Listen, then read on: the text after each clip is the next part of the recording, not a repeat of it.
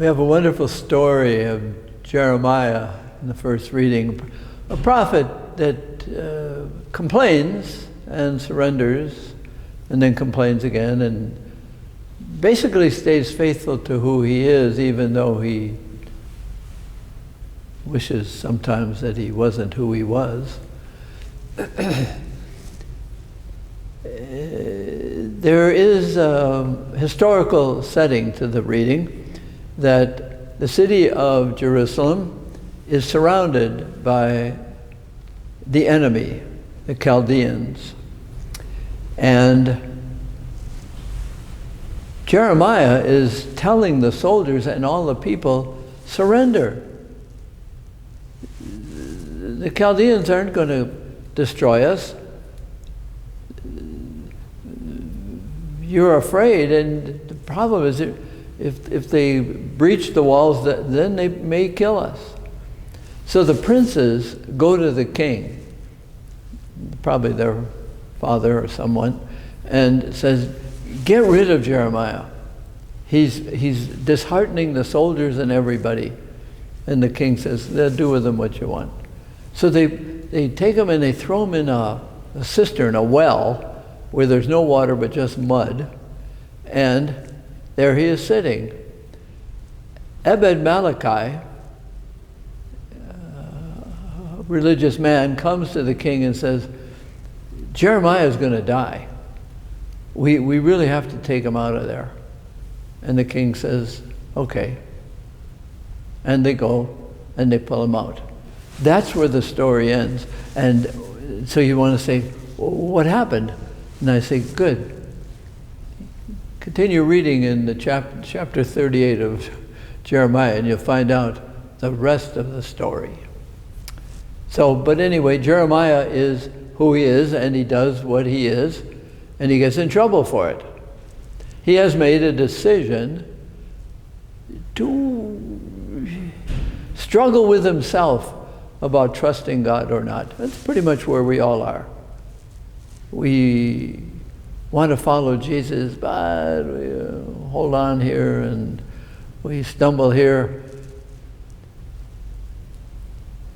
Jeremiah was a great friend of all of us because he struggled. The gospel today fits in that a little bit, that Jesus says he's got a baptism with which he needs to be baptized and to cast a fire. And the result of it is going to be not a peace that comes from conformity or complacency,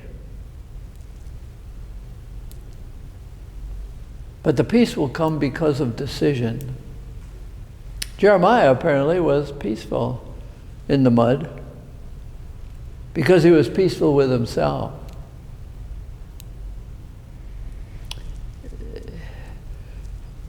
There was a woman came to see me years ago here at the university. Her daughter was just finishing her freshman year. She had come to take the girl back home. And she said, Father, my daughter has some things in her nose that stick out. They're metal. And one in her lip, and from the metal here, she's got a chain to her ear. She said, Father, what am I going to tell her? So I said, well, tell her not to go out in a lightning storm. Well, that didn't actually comfort her. What should she tell her daughter now? What did she tell her daughter years before? That's the question. It's now, because Jesus said, I've come. Do you think I've come to give peace by conformity and complacency or severity?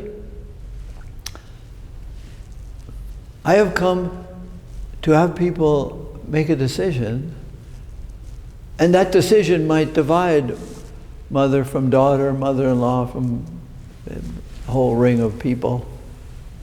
There's going to be division.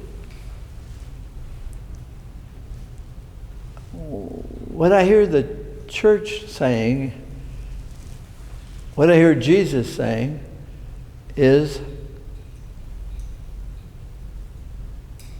you make a decision about who God is for you. And live that. That actions speak louder than words. We say that. It's not what you say, but what you say by what you do. So what should the mother have said to her daughter? I don't know. I don't know what she did say all the years that led her up to coming to the university. I was just on vacation with, they would be my great nieces and nephews, and their parents, who are my nieces and nephews.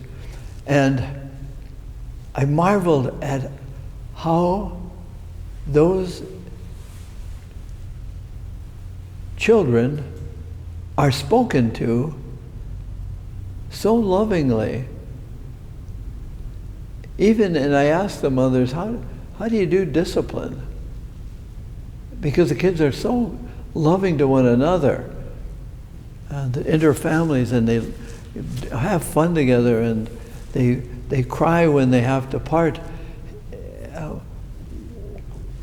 Watching what the parents say by what they do. Our actions do speak louder than words.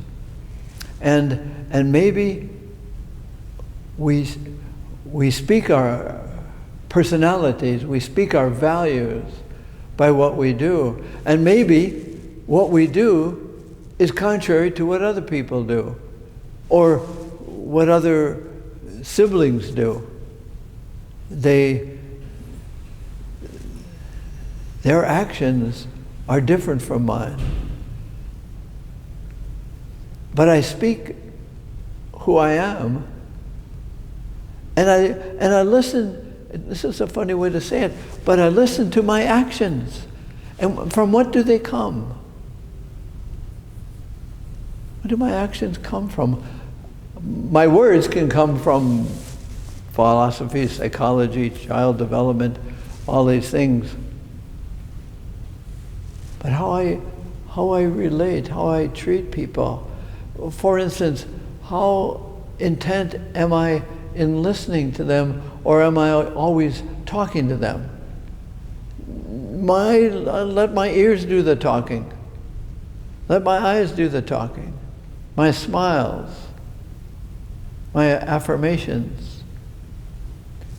Now, yes, Jesus causes division, but the peace that he says, I didn't come for a peace that is, you got to do this, and you got to do that, and let's do everything out of fearfulness.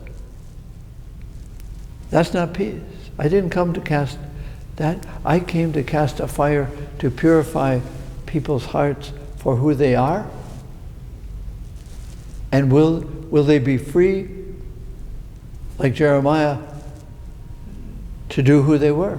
And it might cause division, yeah. But conformity is not peace. It's anxiety. What do I do next to keep the peace? This is a hard gospel. To be baptized ourselves, Jesus had a baptism of suffering, not to be conformed to this world. And so we have to pray and reflect. What do I say by what I do? What do I say by how I listen, how I affirm, which was what Jesus calls us to? Well, this is a hard gospel about division, and we're very sorry. All our families, somewhere is division. We were talking at the family gathering I was at, how all 4 families there are all recovering from the influence of alcohol. somewhere in the family system, family root system. And all their actions come from a sense of recovery. Recovery is possible within families. Family members will be more persuaded by how I am with them than how I tell them they have to be. That's it. Everything in Jesus is invitation. Keep coming. Keep learning. Keep struggling, purified to be who you really are. It's a hard gospel. Following Jesus is not conformity. It's fidelity. It's letting his actions speak louder than his words, inviting us to speak loudly with the simplicity of our action.